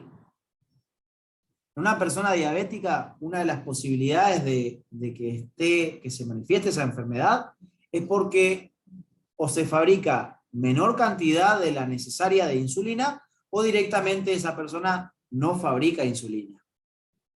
Y acá viene la pregunta de ¿quién es el encargado de producir la insulina? La insulina es producida por el páncreas, ¿sí? La insulina es producida por el páncreas. ¿Y qué papel tiene en todo esto? Ahí vamos a ver. Quiero que me presten atención a esto porque quiero que entiendan este proceso como para hasta el objetivo de cerrar la clase de hoy es que entiendan bien este proceso, ¿sí? Quiero que presten mucha atención. Cuando hablamos del páncreas, el páncreas va a tener un montón de células, ¿sí? ¿Dónde está ubicado nuestro páncreas como para que tengamos una idea general? A ver, vamos a ver si está por acá. Acá está el aparato digestivo, ¿sí? Ahora tenemos nuestro aparato digestivo. El aparato digestivo está formado por un conjunto de órganos, y a este conjunto de órganos, que son la boca, la faringe, el esófago, estómago, intestino delgado, intestino grueso, recto, y finalizan el ano, ¿sí? A este montón de órganos que están comunicados de manera directa entre sí, se le van a asociar un conjunto de glándulas, ¿sí? Se le suelen conocer como glándulas anexas al tubo digestivo, ¿sí? Entre esas glándulas, las glándulas son productoras de algún tipo de secreción, ¿sí? Algo secretan, algo liberan, que actúa sobre una zona vecina o a distancia, ¿sí? Las glándulas salivales, por ejemplo, están asociadas a todo lo que sea la boca. Entonces, cuando nosotros metemos el alimento, las glándulas salivales se aprietan, se contraen y liberan saliva hacia nuestra boca. Esa saliva ayuda a lubricar el bolo alimenticio y tiene enzimas que son como pequeños Pac-Man que van actuando sobre el alimento para irlo destruyendo. Empieza la degradación, no solamente por los dientes que tenemos en la boca, sino también por enzimas que están en la propia saliva, ¿sí? Así como están las glándulas salivales, van a haber otras glándulas que se asocian o que se anexan al aparato digestivo. ¿Cuáles son posibles otras glándulas anexas? Otras glándulas anexas, por ejemplo, va a ser el hígado y la vesícula biliar, ¿sí? El hígado y la vesícula biliar. Si hay alguna alteración del hígado o de la vesícula biliar, uno de los sectores donde se manifiestan esas alteraciones, sin duda va a ser en el aparato digestivo. Son órganos, son glándulas anexas al aparato digestivo. Otro ejemplo de glándula anexa es el páncreas, justamente. Esto es lo que me interesa, ¿sí? El páncreas es una glándula que va a tener distintos tipos de secreción, ¿sí? Atentos acá. Atentos acá a esto, ¿sí? Una glándula puede liberar algún tipo de secreción, liberar algún tipo de material hacia una zona que está al lado, a una zona vecina, ¿sí? Cuando una glándula libera algún tipo de secreción a una zona vecina, se suele decir que esa glándula es exócrina. Exócrina. Como les dice ahí, miren. Exócrina. Cuando la secreción de una glándula se vuelca a una zona vecina, se suele decir que es una glándula exócrina.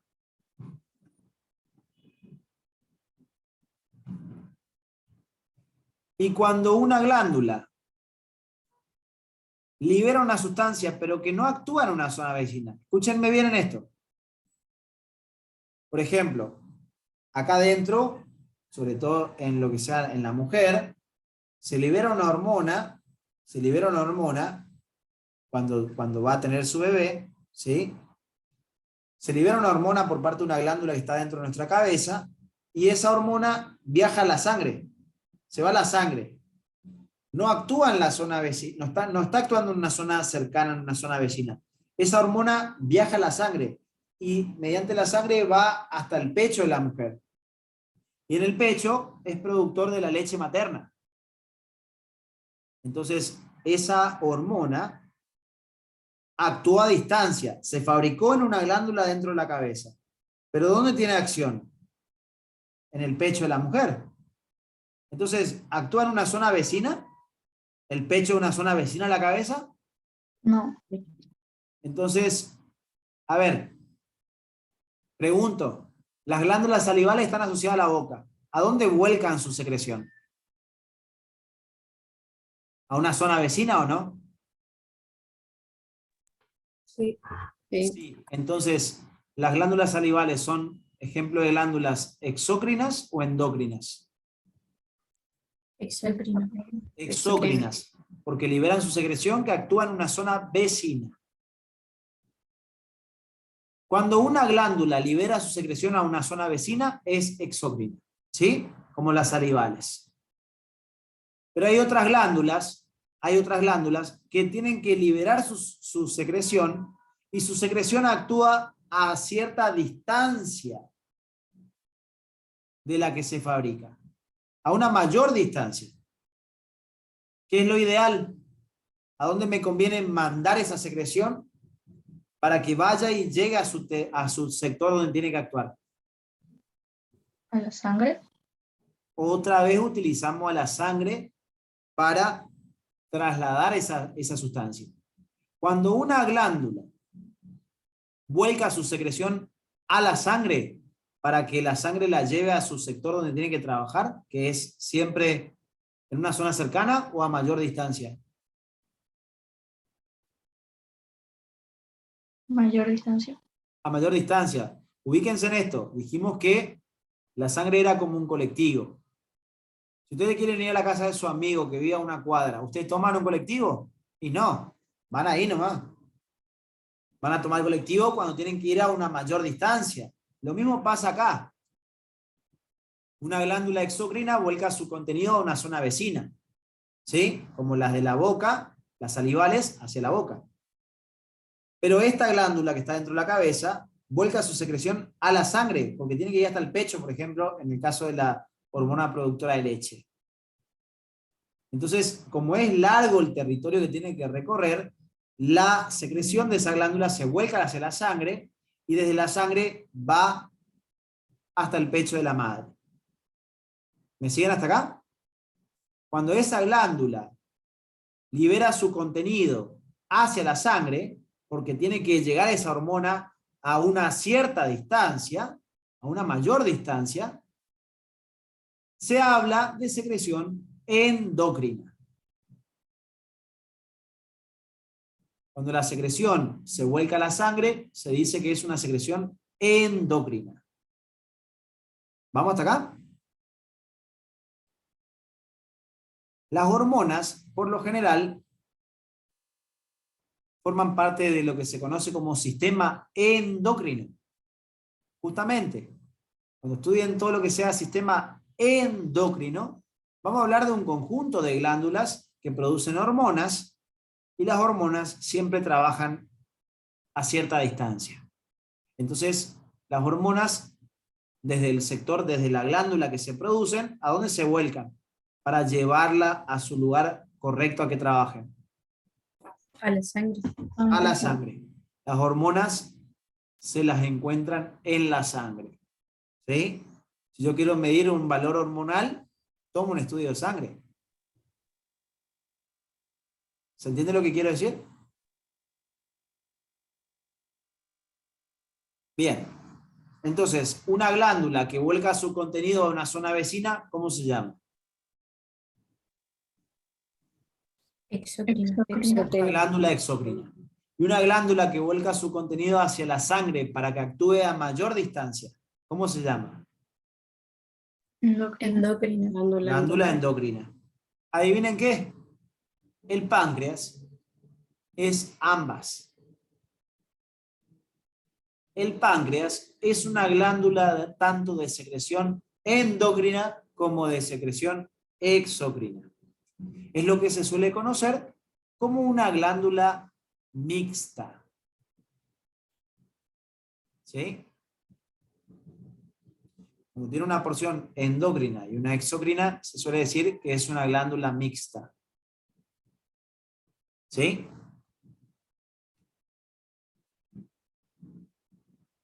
Y miren esto. La porción exócrina del páncreas se conecta con el intestino delgado. O sea que vuelca algún tipo de secreción al intestino delgado, que es una zona vecina. Por eso es exócrina. Y las células, la secreción endocrina es la que se vuelca a la sangre, la que produce hormonas, como por ejemplo la insulina. Ya vamos a ver eso de alfa y beta y demás, pero la insulina entonces forma parte de la secreción ¿qué? Del páncreas. Endocrina. Endocrina del páncreas. ¿Sí? La insulina tiene que ser volcada hacia la sangre, como dijimos. Como en toda secreción endocrina, lo que se libere por parte de una glándula, en este caso el páncreas, va a ser volcado hacia la sangre cuando es endocrina. La insulina, entonces, cuando el páncreas produce insulina, ¿hacia dónde la vuelca?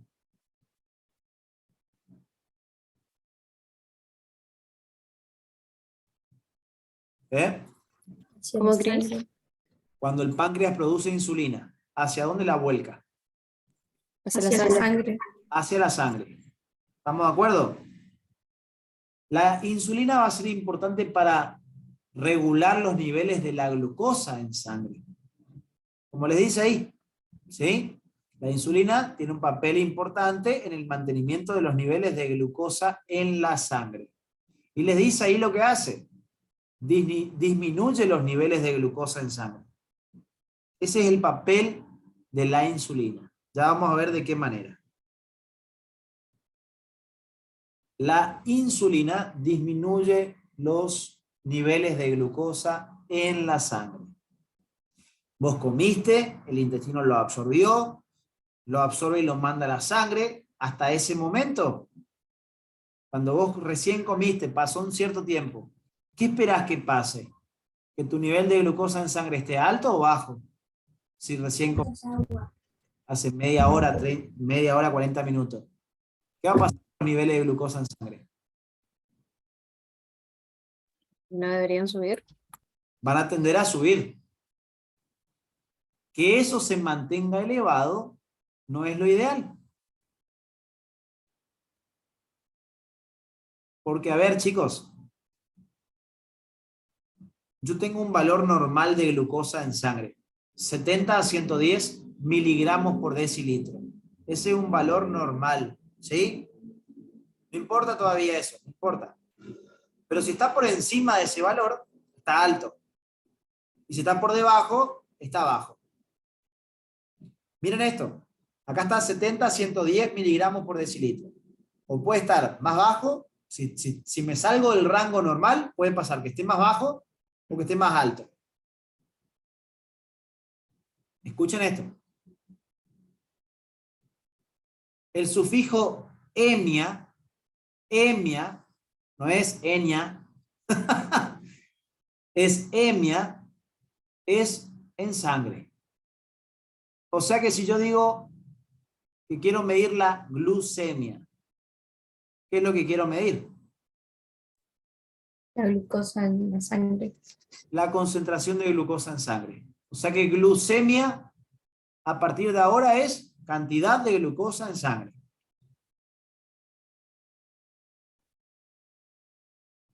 ¿Sí? ¿Cómo le llamaríamos a si yo tengo un valor de glucemia más elevado de lo normal?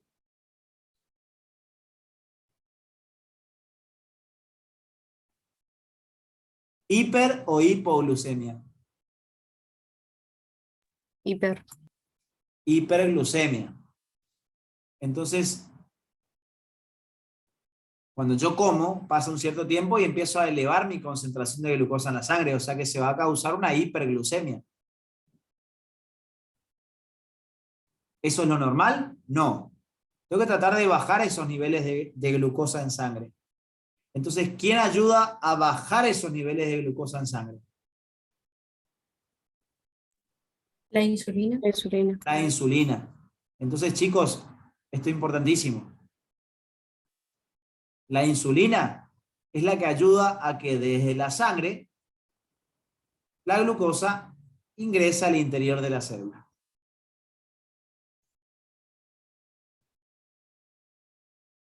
¿Todos siguiéndome? Sí, profe. Entonces yo les pregunto, escuchen, atiendan bien a esto y contéstenme con lógica. Atiendan bien y contéstenme con lógica, por favor. Si la insulina se encarga de disminuir los niveles de glucosa en sangre, ¿me dirían ustedes que la insulina es una hormona hiperglucemiante o hipoglucemiante? Hipoglucemiante. Perfecto. ¿Qué causa que la insulina se libere, que aumente y que vaya a la sangre? Cuando la glucosa aumenta. Cuando la glucosa aumenta en sangre, el páncreas dice insulina, manda insulina a la sangre. O sea que una cosa es qué causa la liberación de la insulina a la sangre. ¿Qué es lo que causa que la insulina vaya a la sangre? Que el páncreas libere insulina. Una hiperglucemia. Pero para contrarrestar eso, la insulina, ¿qué causa? Que la glucosa que se elevó empiece a Que baje. bajar. O sea que, ojo con esto, la insulina se libera ante una hiperglucemia para causar ¿qué cosa? Un descenso de la glucosa en la sangre. O sea que la hormona es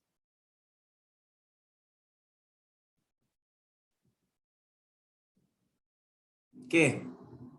Lo dije recién. ¿Hiper o hipoglucemiante?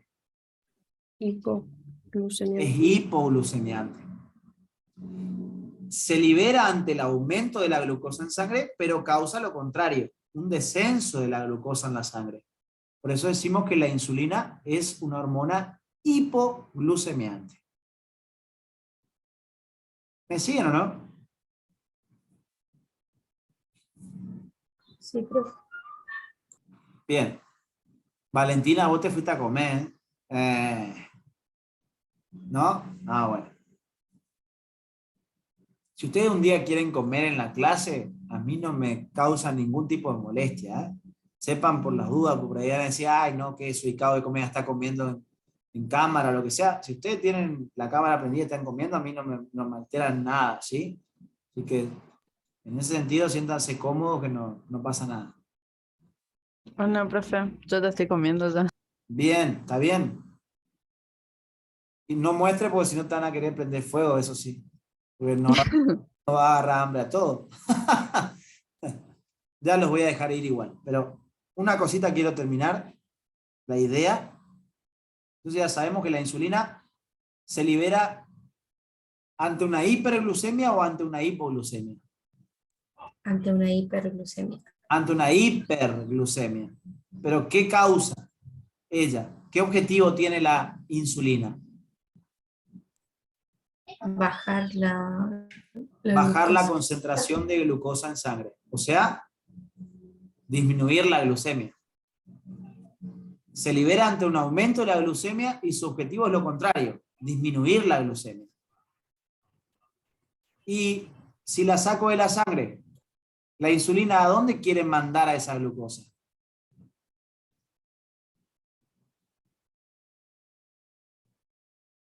¿A dónde la utilizo para fabricar energía? A la célula. Al interior de la célula. Entonces, la insulina es la que te va a permitir en muchos tejidos que tu glucosa pase de tu sangre al interior de la célula. ¿Vamos hasta acá? Sí, profe. Bien. Miren esto. Ahora sí les voy a mostrar esto. Como para ir cerrando. En el páncreas hay dos tipos de células que son los más importantes, considerando que es un tejido glandular. ¿Hay más células? Sí, hay más tipos de células, pero dos de los tipos celulares del páncreas, hay un montón de células en el páncreas, pero hay dos tipos celulares que me interesan mucho acá. Se las llaman células alfa y células beta del páncreas. Si consideramos la primera letra de cada nombre, alfa, la A, beta, la B larga, y ustedes se acuerdan de esta mnemotecnia, miren, Gaby, esta mnemotecnia nos indica que las células alfa del páncreas liberan una hormona llamada glucagón. Suena medio feo, pero se llama glucagón. ¿Sí? Y de la otra, eso es gas. ¿Sí? Las alfa liberan glucagón. Y las beta, ¿qué les parece que es bi?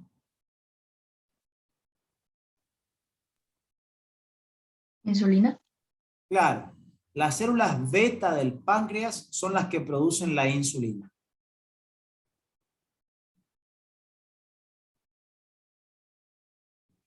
Las células beta del páncreas son las que producen la insulina.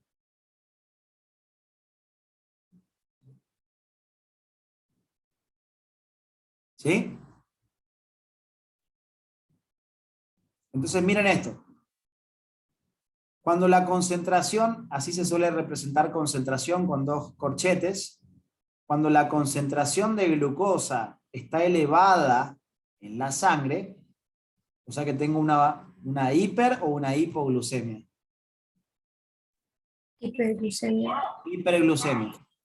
Puede ser después de una comida, ¿o no? Después de una comida, la glucosa en sangre aumenta. Entonces, cuando en la sangre aumentan los niveles de glucosa, el páncreas dice, ya amigo, tenemos un montón de glucosa en la sangre. Entonces, ¿qué hace el páncreas? Libera, ¿qué cosa? Insulina. Insulina. La manda la insulina a la sangre. ¿Sí? ¿Cuál va a ser el papel de la insulina en la sangre? La insulina, en las membranas plasmáticas de las células, en el caso de la GLUT4 estamos hablando, que es un miembro de la familia GLUT, tiene la regulación por insulina. ¿Qué significa esto? Miren esto, ¿eh? Esta es mi membrana plasmática. Voy a agrandar esta parte del dibujo y vamos a verla más de cerca. Esta es mi membrana plasmática, ¿sí? A ver. Ahí está. Igual, a ver, vamos a bajarle un poquito esto. Bueno, no, así lo dejamos. Pero miren esto. Esta es mi membrana plasmática. Debajo de la membrana plasmática hay unas vesículas. Y en esas vesículas se encuentran las GLUT. ¿Sí? Estas que están en celestito que parecen como un resorte. Imagínense que son estas proteínas que son las permeasas GLUT. Si las GLUT4 están debajo de la membrana plasmática, no están en la membrana plasmática, si están debajo de la membrana, no pueden trasladar la glucosa. Necesito que esas GLUT4 vayan hasta la membrana y se incorporen a la membrana plasmática. ¿Qué va a pasar con esta vesícula? Esta vesícula, vamos a suponer que acá está la membrana plasmática, las vesículas están debajo de la membrana y en su estructura están las GLUT. Yo tengo que llevar a esta vesícula a que se pegue a la membrana, que se fusione a la membrana, y al fusionarse, las GLUT quedan incrustadas en la membrana. necesito que la vesícula se aproxime y se pegue a la membrana, entonces las GLUT queden en la membrana, y al quedar en la membrana puedan empezar a meter glucosa a través de ellas. ¿Vamos a ir, no? Pero si están en la vesícula, no pueden trasladar la glucosa. Entonces escúchenme bien acá. ¿Cuál va a ser el papel de la insulina? La insulina va a tener unos receptores en la membrana plasmática. Cuando la cantidad de glucosa aumentó en la sangre después de una comida, el páncreas liberó insulina, esa insulina viajó hacia la sangre, desde la sangre sale la insulina y se va uniendo a receptores de insulina. Son proteínas también esto. Entre las funciones que cumplen las proteínas, una de las tantas funciones es la función de receptora. Cuando ese receptor de insulina se une con la insulina, parecería como parecido a la función de un ligando. Porque recuerden que las hormonas eran ligandos externos. En este caso, la insulina, que es una hormona, está funcionando como un ligando externo. Pero actúa sobre el receptor de insulina. ¿Qué hace este receptor de insulina? Empieza a mandar, cuando se le une la insulina, empieza a mandar un montón de señales hacia adentro, que es esto que está acá en verde que ustedes están viendo. Transmite como señales hacia el interior de la célula para informar que la insulina está unida a él. ¿Sí? Produce un montón de cambios en el interior celular. Cuando la insulina se le une al receptor, el receptor manda la señal hacia adentro y produce un montón de cambios en el interior celular. Pero entre las tantas cosas que produce, una de las cosas que produce es que esa vesícula que está almacenada debajo de la membrana plasmática, que tiene las permeasas GLUT, esa vesícula se aproxima hacia la membrana plasmática, se fusiona con la membrana y libera su contenido. Entonces, esas proteínas que están acá, que son las GLUT4, al fusionarse esta vesícula con la membrana plasmática, permite que las GLUT queden en la membrana. Y cuando las GLUT quedan en la membrana, ocurre esto que les comentaba anteriormente. Viene la glucosa de la sangre, se le une a la proteína, al unirse produce el cambio conformacional, el sector de unión a la glucosa mira hacia el lado citoplasmático, la glucosa se suelta hacia adentro, y cuando se suelta, la proteína vuelve a mirar para afuera para volver a enganchar otra glucosa. ¿Sí? O sea que estos resortes que ven acá, en realidad hacen esto que les comentaba anteriormente, el cambio conformacional. Esta vesícula tiene las permeasas GLUT incrustadas en su membrana. Pero como estando ahí no pueden trabajar para trasladar la glucosa, necesito que esta vesícula se pegue a la membrana plasmática. ¿Y quién permite que eso ocurra? La unión de la insulina. Cuando la insulina se une al receptor, manda señales hacia adentro. Entre las tantas señales, hace que esa vesícula se pegue con la membrana. Al pegarse con la membrana, las proteínas GLUT, las permeasas GLUT, quedan en la membrana plasmática.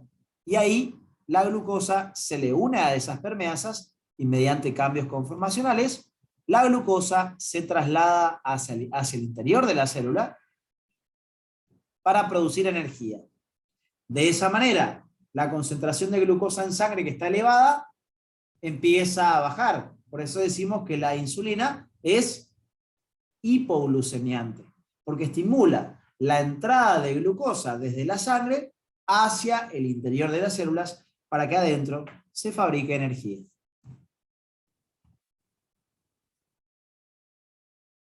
¿Se entiende lo que estoy diciendo?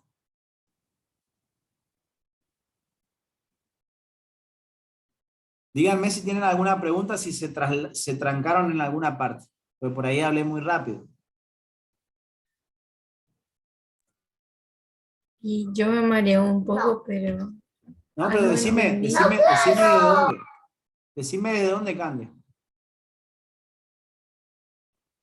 Y desde que la insulina se une al Al receptor. receptor de insulina. Ahí. Bien, mirá. Vamos acá. Acá se unió al receptor de insulina. ¿Qué hace el receptor? Manda señales hacia el interior de la célula. ¿Hasta ahí vamos? ¿Hasta ahí vamos bien? Sí. Bien.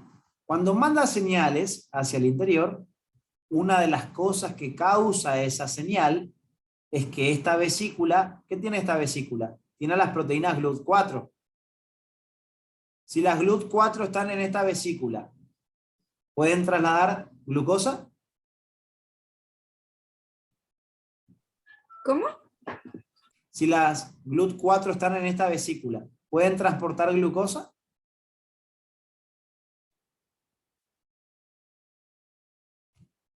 No, no puedo. No, tienen que ir hasta la membrana plasmática a pegarse ahí. Entonces, las señales que manda el receptor hacia adentro hacen que esa vesícula se aproxime a la membrana y se fusione con la membrana.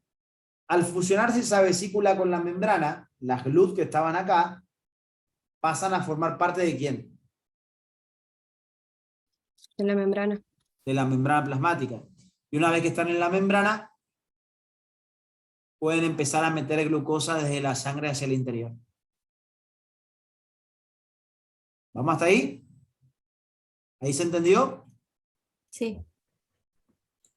No es el resorte este que es un canal, no, es una permeasa, o sea, la glucosa se le une desde la sangre a la proteína, ¿sí? Se une la glucosa a la proteína hace el cambio conformacional, suelta la glucosa del lado de adentro, vuelve a hacer cambio conformacional para volver a trasladar otra glucosa. Una vez dentro, la glucosa fabrica energía. Entonces, ¿cuál es el papel de la insulina? Favorecer el traslado de la glucosa desde la sangre, ¿hacia dónde? Hacia el interior de la célula. Hacia el interior de la célula. Entonces, ¿te baja o te sube los niveles de glucosa en sangre? Baja. Entonces, por eso decíamos que la insulina era hipoglucemiante. ¿Entendieron todos ahí? Sí, profe. Dani, ¿vos me dijiste algo? No. Te había dicho que entendió. Ah, perfecto, perfecto. Bien. Siempre y cuando la insulina esté unida al receptor, atento a esto, siempre y cuando la insulina esté unida a su receptor, la glucosa va a seguir, ¿qué? Pasando. Ingresando hacia la célula. ¿Ese receptor vendría a ser una proteína? Sí, exactamente. Es una proteína. Siempre y cuando la insulina esté unida al receptor, las GLUT van a permanecer en la membrana y por ende la glucosa va a seguir entrando a las células. Entonces la insulina ayuda. La insulina ayuda a que la glucosa se traslade desde la sangre al interior de la célula. ¿Estamos de acuerdo, no? Y esta es mi última pregunta antes de cerrar para la clase siguiente. Escuchen bien, ¿eh? Si el páncreas no funcionara o no produce la suficiente cantidad de insulina,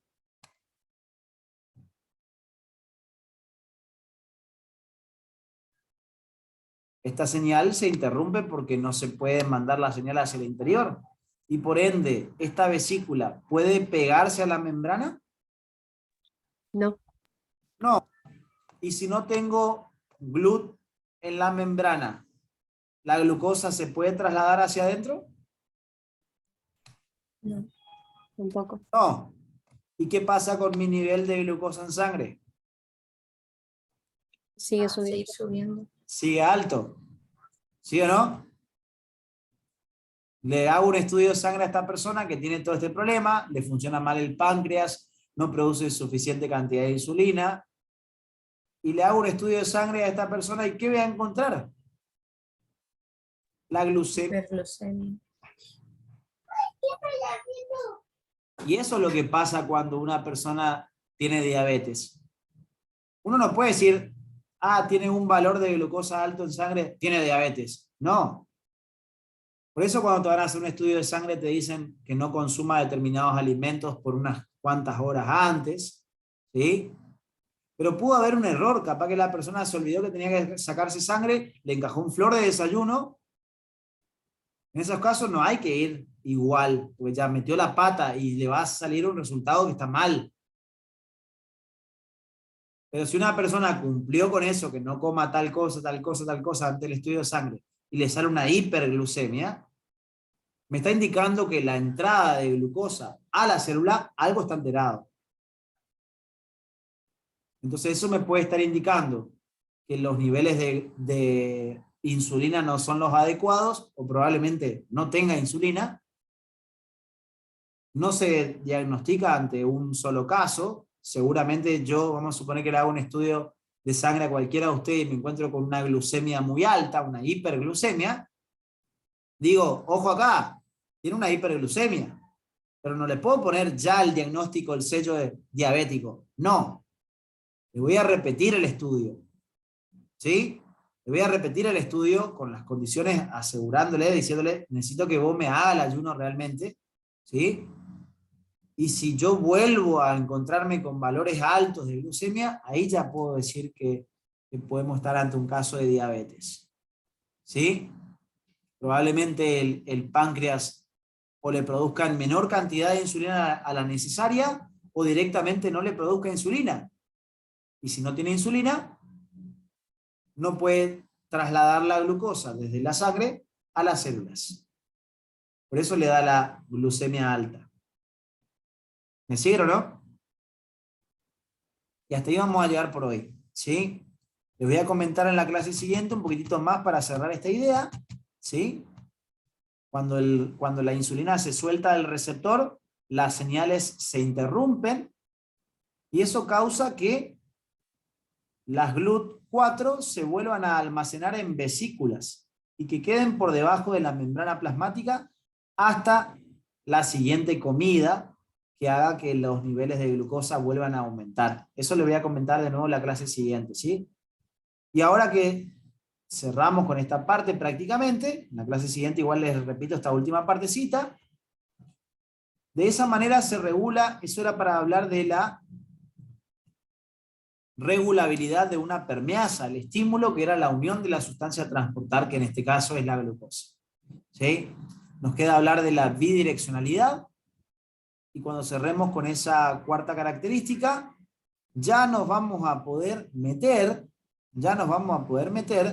en los componentes del gradiente de concentración y eléctrico para constituir lo que se llama gradiente electroquímico.